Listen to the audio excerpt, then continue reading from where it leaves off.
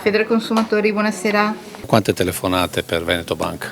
Beh, direi circa una trentina di telefonate. Infatti abbiamo avuto il telefono caldo tutta la mattinata. È solo una delle reazioni immediate alla decisione del CDA di Veneto Banca di porre a 7,30 € il valore delle azioni in caso di recesso. 15 minuti di media per raccontare la paura di perdere tutto, ma anche di non saper come pagare. Insomma, di aver perso ogni sicurezza conquistata in decenni di risparmi. La situazione è estremamente pesante, è vissuta,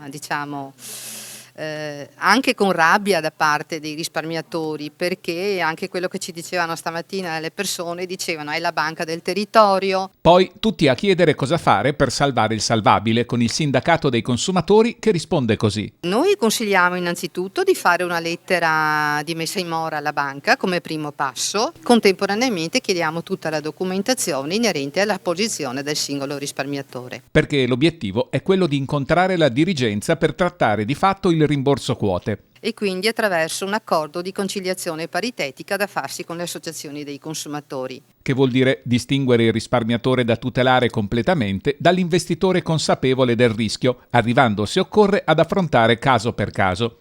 Ma oltre alla banca, il sindacato dei consumatori punta anche al mondo politico e agli amministratori di questo territorio. Chiedere un incontro al presidente della regione Veneto e poi magari anche i sindaci dei territori interessati affinché questi si attivino per agevolare un incontro con queste banche. Perché, sottolineano i sindacati, la politica può fare molto più di quanto non ha ancora fatto. E l'esempio è per le 4 banche salvate dal governo a totale discapito degli azionisti, che però, dopo innumerevoli proteste, potrebbero avere una via d'uscita. Potrebbe intervenire la Cassa Depositi e Prestiti a sanare questa situazione di perdita. Ma prima di arrivare a questo punto, dai consumatori, l'indicazione agli azionisti per l'assemblea del 19 è questa. Abbiamo prospettato anche nell'assemblea che abbiamo fatto sabato i rischi che potrebbe comportare un voto contrario. Questo sì gliel'abbiamo detto, ripetendo che le banche vanno salvate.